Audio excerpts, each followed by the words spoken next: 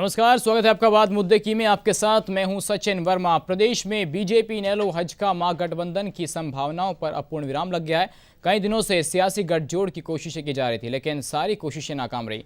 पंजाब के सीएम प्रकाश सिंह बादल की बीजेपी अध्यक्ष राजनाथ सिंह से इनेलो बीजेपी गठबंधन की सिफारिश और बीजेपी इनेलो नेताओं के बीच कई मुलाकातों का नतीजा सिफर रहा। फिर पूरी सियासी उठापटक के बाद अब बीजेपी और इनेलो दोनों पार्टियों ने महागठबंधन और नए गठबंधन को सिरे से नकार दिया है।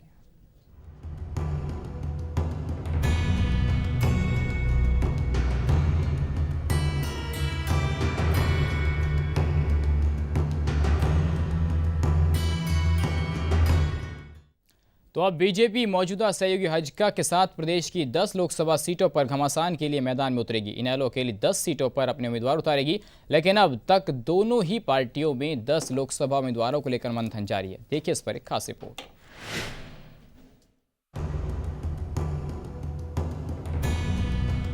लोकसभा चुनाव की रणभेरी बजते ही प्रदेश में नए सियासी गठजोड़ की चर्चा ने जोर पकड़ लिया था। 5 दिन तक सियासी हलकों में 3 तरह के कयास लगाए जा रहे थे। इनमें हजका का बीजेपी से गठबंधन टूटने की संभावनाएं थी, तो साथ ही इनेलो बीजेपी में नया गठबंधन और बीजेपी इनेलो हजका महागठबंधन की अटकलें भी लगाई जा रही थी। लेकिन अब तीनों संभावनाओं पर पूर्ण विराम लग गया है। इस सियासी तोड़जोड़ से ताल्लुक रखने वाले तीनों सियासी पार्टियों ने अब साफ कर दिया है कि प्रदेश में कोई नया गठबंधन नहीं होगा।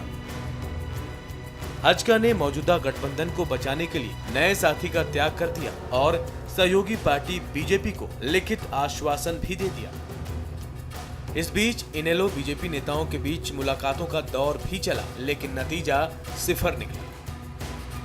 इसके बाद बीजेपी ने साफ कर दिया कि उनका हजका से कोई विवाद नहीं है और पार्टी मौजूदा गठबंधन के साथ ही चुनावी मैदान में उतरेगी, जिसके तहत बीजेपी 10 लोकसभा सीटों में से 8 पर तो हजका 2 सीटों पर अपने उम्मीदवार उतारेगी।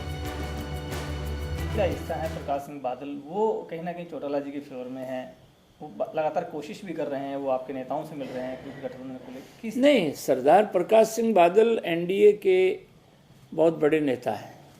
मैं व्यक्तिगत रूप से उनका बहुत आदर करता हूं। वो पिछले दिनों हमारे राष्ट्रीय अध्यक्ष ठाकुर राजनाथ सिंह जी से मिले, हमारे प्रधानमंत्री के उम्मीदवार आदरणीय नरेंद्र भाई मोदी से मिले और उनको कह दिया गया है कि भाई ये गठबंधन हमारा 2.5 साल पुराना गठबंधन है। लोकसभा और विधानसभा चुनाव में यही गठबंधन हमारा चलेगा। वहीं इनेलो बीजेपी को मिलवाने के लिए पंजाब के मुख्यमंत्री और अकाली सुप्रीमो प्रकाश सिंह बादल की कोशिशें भी रंग नहीं ला पाई। बादल ने इनेलो बीजेपी गठबंधन की सिफारिश को लेकर बीजेपी अध्यक्ष राजनाथ सिंह से भी मुलाकात की। इसके बाद बीजेपी इनेलो नेताओं के बीच कई बैठकें भी हुई, लेकिन कोई नतीजा नहीं निकला। अब पार्टी ने अकेले चुनाव मैदान में उतरने का ऐलान कर दिया है। पार्टी नेताओं का कहना है कि उनके 10 उम्मीदवारों की लिस्ट तैयार है, जिस पर पार्टी सुप्रीमो ओम प्रकाश चौटाला ने मुहर भी लगा दी। इनेलो नेता दुष्यंत चौटाला ने 1-2 दिन में उम्मीदवारों के नामों का ऐलान करने का दावा भी किया। नेशनल लोकदल के सभी कैंडिडेट के औपचारिक घोषणा कल शाम तक हो जाएगी। कांग्रेस के बागी नेताओं को आप शामिल करेंगे अपनी पार्टी? देखिए, जिस आदमी ने इस देश प्रदेश को लूटने का काम किया है, उस आदमी को इंडियन नेशनल लोकदल अपने साथ कतई नहीं लगाए। भले ही बीजेपी और इनेलो नेताओं ने नए सियासी गठजोड़ की संभावनाओं को अब सिरे से नकार दिया है, लेकिन अब तक दोनों पार्टियां उम्मीदवारों को लेकर असमंजस की स्थिति में है। अब देखना होगा कि दोनों सियासी पार्टियां कब तक उम्मीदवारों का ऐलान करती हैं। ब्यूरो रिपोर्ट, आई विटनेस।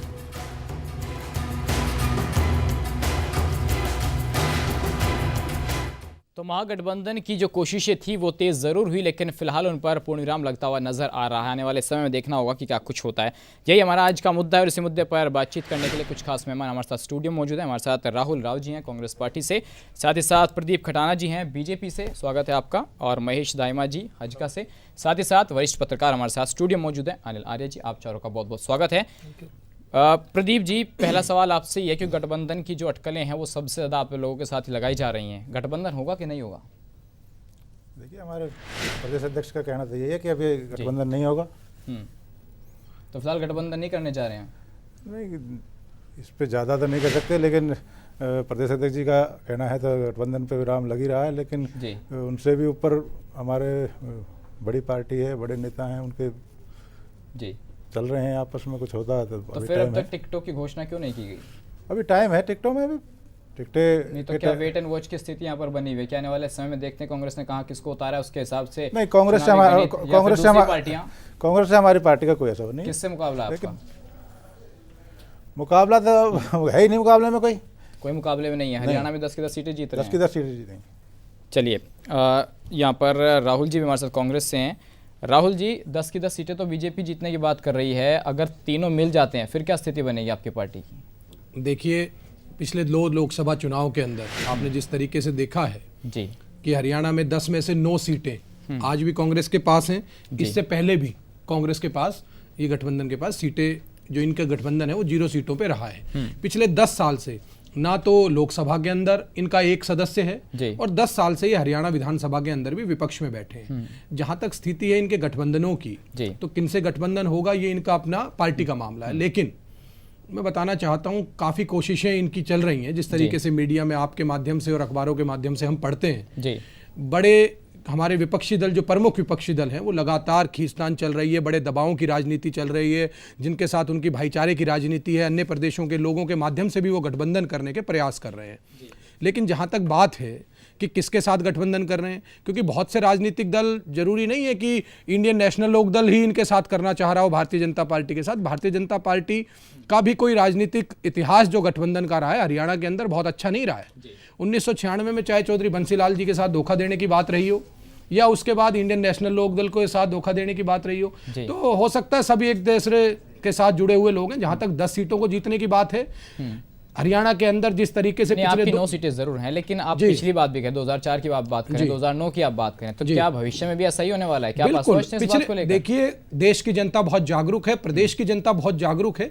जिस तरीके से 10 सालों में पूरे देश में और प्रदेश में विकास कार्य हुए हैं, हम विकास के मुद्दे के साथ जनता के बीच में जाएंगे। और जो काम हुए हैं, चाहे सिरसा से लेके पलवल तक की बात हो, चाहे मेवात से लेके पंचकुला तक की बात हो, आज चाहे शिक्षण संस्थानों की बात हो, इंफ्रास्ट्रक्चर की बात हो, चाहे स्वास्थ्य सुविधाओं की बात हो, हर क्षेत्र में कांग्रेस ने आम जनता को साथ लेते हुए प्रदेश का सामूहिक विकास किया है। तो इस आधार पे हम जनता के बीच में जाएंगे, और जो एक सीट की कसर रही है वो भी 10 की 10 सीटें। और कॉन्फिडेंस तो नहीं है राहुल जी? देखिए, अगर और कॉन्फिडेंस होता तो पिछली बार शायद कम होती। पिछली बार भी 10 में से 9 सीटें थी, उससे पहले भी, और अब की बार ये ओवर कॉन्फिडेंस नहीं, कांग्रेस के लाखों कार्यकर्ताओं की मेहनत के ऊपर हम कहते हैं। हमारी सरकार ने जो जन कल्याणकारी कार्य किए हैं, उसके आधार पर जो हमारे मजबूत कार्यकर्ता हैं, जिनके बल पे पार्टी चलती है। लेकिन फिर भी नेता पार्टी छोड़कर जा रहे हैं। कौन नेता? नेताओं को जी, नेताओं को बनाता कौन है? नेताओं को कार्यकर्ता बनाते हैं। हमारे जो मजबूत कार्यकर्ता हर बूथ स्तर से लेके प्रदेश स्तर तक है, उन लाखों कार्यकर्ताओं की मेहनत से नेताओं का जन्म होता है और नेता तैयार किए जाते हैं। कांग्रेस तो नेताओं को फैक्ट्री बनाती है, फैक्ट्री के अंदर तैयार होते हैं कांग्रेस की है नेता बनाने की। जी महेश जी, अगर बीजेपी जाती है इनेलो के साथ, फ्यूचर में सब कोई संभावनाएं बनती हैं, तो आज का तो कोई प्रॉब्लम नहीं होगी? देखिए, ऐसा बहुत मुश्किल है, क्योंकि ये जो गठबंधन है ये पूरे हरियाणा की, तकरीबन 2.5 साल पहले हमारा हरियाणा जनहित कांग्रेस का और बीजेपी का जो गठबंधन था, चौधरी कुलदीप बिश्नोई जी ने हिसार से, वहाँ से एमपी की सीट भी जीती है। ये 2.5 साल पहले की बात है। आज जिस तरीके से पूरे देश में, पूरे प्रदेश में लोग प्रधानमंत्री मोदी जी को देखना चाहते हैं, उस तरीके से राहुल जी की जो बात थी, राहुल जी जो कह रहे थे कि सारी की सारी सीटें, मुझे नहीं लगता कि शायद इनकी पूरी की पूरी हरियाणा में जो हजका भाजपा गठबंधन है, ये लोगों के दिलों का गठबंधन है। और ये आप बीजेपी और इनेलो की अगर बात कीजिए, क्योंकि अगर बीजेपी जाती है या फिर गठबंधन होता है, तो क्या आप लोग उसका स्वागत करेंगे कि नहीं? देखिए, आज जिस तरीके से भ्रष्टाचार, करप्शन की जो बात चल रही है, सबसे बड़ा मुद्दा है। चाहे आज किसी विकास और भ्रष्टाचार, खुद चौटाला साहब और उनके जो लड़के हैं, दोनों जेल में बंद हैं। आज कोई भी नेशनल पार्टी इस लेवल पे कभी, मुझे नहीं लगता कि बीजेपी ये फैसला लेगी। और जिस तरीके से रामविलास जी ने अभी गठबंधन की घटनाओं पे जो विराम लगाया कि कोई गठबंधन नहीं है, तो हवाई बातें चलती हैं, ठीक है हो रहा है या नहीं हो रहा है, जिस तरीके से, क्योंकि चौटाला को खास तौर पे ये डर होने लगा है कि उसके पार्टी के जो तमाम नेता हैं, किस तरीके से उनको बांध के रखें। लेकिन एक बात बताइए, इनेलो के नेता जाते हैं मिलने के लिए, राष्ट्रीय अध्यक्ष जी से मुलाकात होती है, फिर प्रकाश सिंह बादल जाते हैं प्रकाश चौटाला जी से मिलने के लिए, फिर नकवी साहब से मिला जाता है। तो चुनाव का दौर है, नेता एक दूसरे से मिलते रहते हैं, इसमें कोई ऐसी बात नहीं है। ना तो ये गठबंधन की बात चली थी, अब किस तरीके से मीडिया इस बात को थोड़ी सी हवा लग रही है, लेकिन ऐसा कुछ नहीं है। जिस तरीके से रामविलास जी ने, हमारी जो प्रदेश प्रवक्ता है मीनाक्षी लेखी जी ने भी ये बयान दिया है, और मुझे नहीं लगता कि हरियाणा में अगर जो हजका और भाजपा का जो गठबंधन है, एक मजबूत गठबंधन है, आने वाले समय में लोकसभा की सारी सीटें उनकी झोली में होगी। चले देखते हैं क्या कुछ होगा आने वाले समय। अनिल जी, क्या ये सिर्फ भ्रांतियां फैलाई जा रही हैं या कि इन गठबंधन में, महागठबंधन में कुछ संभावनाएं तलाश रहे हैं? सचिन, महागठबंधन की संभावनाएं किसने शुरू की? जी, इन्हीं लोगों ने शुरू की। बिल्कुल। इनेलो, भाजपा, हजका के लोगों ने। कांग्रेस ने शुरू नहीं की। जी हजका और भाजपा का गठबंधन है जी, 2.5 साल से है, माना। लेकिन हर बार इनको ये सफाई देने की जरूरत क्यों पड़ती है कि हमारा गठबंधन चट्टान की तरह मजबूत है? ये हर रैली में बात हर रैली में बात बोलते हैं, हर प्रेस कॉन्फ्रेंस में बात बोलते जी। हैं, और हर बार ये बात उठती है। जी, हजका और भाजपा के लोगों का कहना होता है, आरोप होता है कि ये बात इनेलो के लोग उड़ा रहे हैं, इनेलो की तरफ से अफवाह उड़ाई जा रही है जी, और गठबंधन हमारा मजबूत है, कहीं नहीं जाएगा। आपका गठबंधन मजबूत है, माना। जब पार्टनरशिप होती है, जब साझेदारी होती है, तो दोनों को एक दूसरे की भावना का सम्मान करना होता है। विनोद शर्मा के प्रकरण में हम देख चुके हैं, कुलदीप बिश्नोई विनोद शर्मा की तारीफ कर रहे हैं, जी। उनका हजका में आना लगभग तय था, लेकिन सुषमा स्वराज और रामविलास शर्मा डिक्टेट करती हैं जी, हजका को कि आप उनको धमकाती हैं कि आप उनको पार्टी में नहीं लें, और उसके बाद सारा यू टर्न हो जाता है। प्रेस कॉन्फ्रेंस भी टल जाती है। प्रेस कॉन्फ्रेंस चल जाती है, सुबह लेटर आता है कि प्रेस कॉन्फ्रेंस ज्वाइन की होगी, पर नहीं होती है। जी, कुलदीप बिश्नोई दबाव में आते हैं और फिर वो आप उसको किसी भी ढंग से आप ले सकते हैं। बाद में उनको कहते हैं कि नहीं, हमारा ये अपना फैसला होगा, हम खुद फैसला लेंगे इसको। और रामविलास शर्मा ये बयान देते हैं कि लिखित बयान कुलदीप बिश्नोई ने दिया है कि मैं विनोद शर्मा को नहीं लूंगा। तो ये साझेदारी किस दिन की साझेदारी है कि एक पार्टनर को दबाया जा रहा है और दूसरा पार्टनर हावी हो रहा है। तो कह रहे हैं दूसरी बात 2 सीट हजका को मिलनी है जी।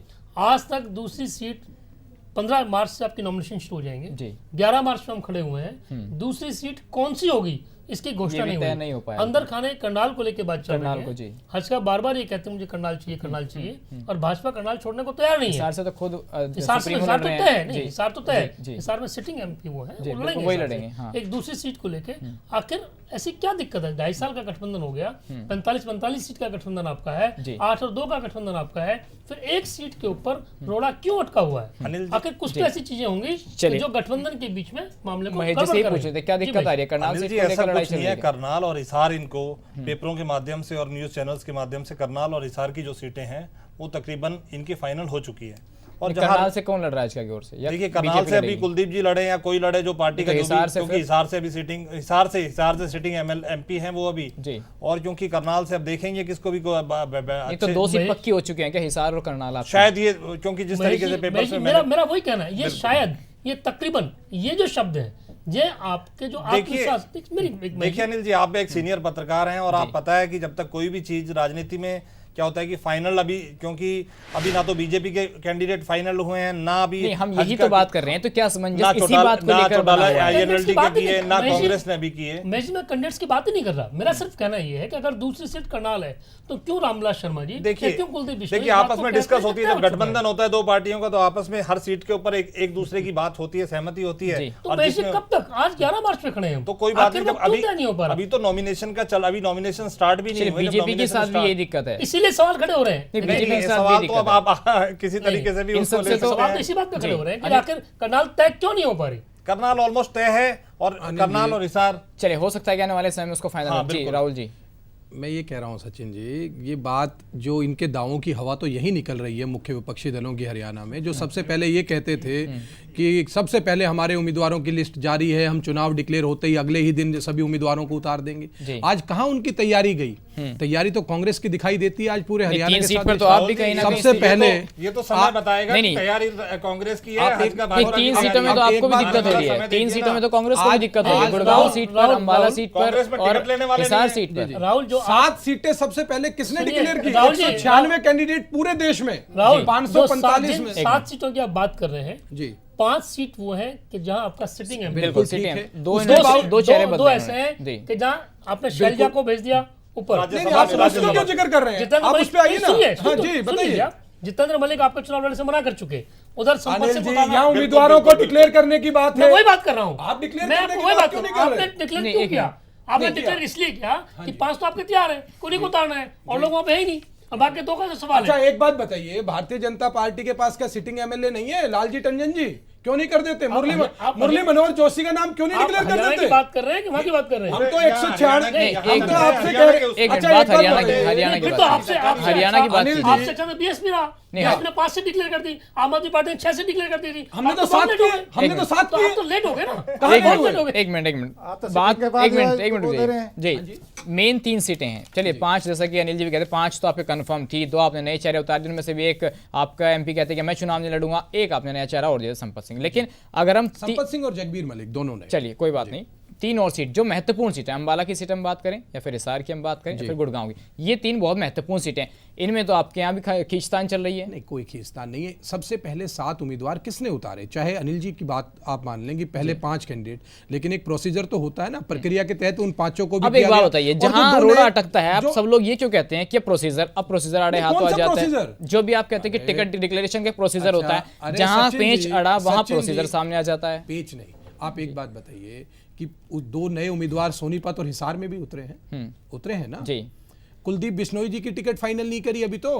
भारतीय जनता पार्टी ने अपने प्रदेश अध्यक्ष, अभी माननीय प्रदीप भाई ने कहा कि गठबंधन होगा या नहीं होगा। प्रदीप जी ने कहा कि रामविलास जी तो अभी कह रहे हैं कि भाई हमारा यही गठबंधन है, लेकिन उनसे ऊपर भी कई नेता हैं। जिस संगठन में, जिस पार्टी में प्रदेश अध्यक्ष की हिम्मत नहीं है कि वो अपने प्रदेश के राजनीतिक फैसलों को ले सके, तो किस तरह की प्रक्रिया है? क्या आपके यहाँ तंवर साहब खुद ही फैसले लेते हैं? आपके यहाँ तो छोटे बड़े फैसले तक भी ऊपर जाना पड़ता है। हमारे यहाँ हमारे बिल्कुल जाना पड़ता है, बिल्कुल ठीक कह रहे हैं, नहीं बिल्कुल ठीक कह रहे हैं महेश भाई, राष्ट्रीय अध्यक्ष का फैसला बिल्कुल सर्वमान्य होता है, लेकिन प्रदेश के अंदर अगर किसी व्यक्ति का नाम पैनल से नहीं जाए तो ऊपर से नाम नहीं आया। रामविलास शर्मा तो कह रहे हैं कि हमें विनोद शर्मा को नहीं शामिल करना है, वो तो कह रहे हैं गठबंधन नहीं होगा, वो तो अपने स्तर से बातें कह रहे हैं।